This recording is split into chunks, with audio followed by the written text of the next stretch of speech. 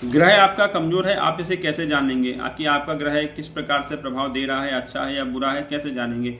एक तो इसकी विधियां होती हैं जो ज्योतिष आपको ज्योतिषाचार्य जो होगा वो आपको स्वयं बता देगा। और यदि कोई ज्योतिषाचार्य के माध्यम से आप नहीं भी जानना चाहते, आप अपने कुंडली में स्वयं देखना चाहते हैं, तो एक छोटी सी विधि है जो मैं आपको बता दे रहा हूँ, छोटे से नियम है जो इसे आप अपनी कुंडली में लगाकर देखिएगा कि आपको वास्तव में ग्रह कमजोर हैं कि नहीं है, इससे पता चल जाएगा।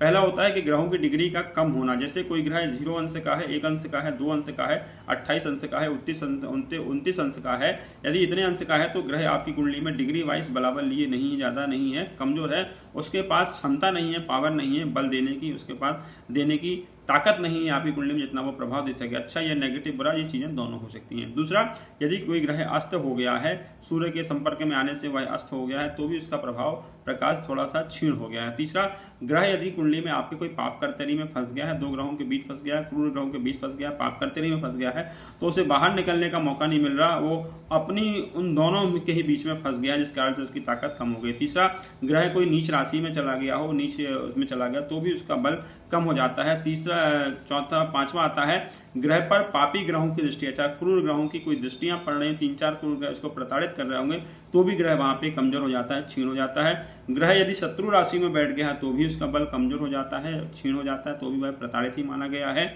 और ग्रह का शत्रु ग्रह के नक्षत्र में होना था, जिस ग्रह की राशि में बैठा उसके नक्षत्र में भी बैठा है, मान लीजिए उस नक्षत्र का ग्रह स्वामी शत्रु है, तो भी वह ग्रह जो है वो कमजोर होगा।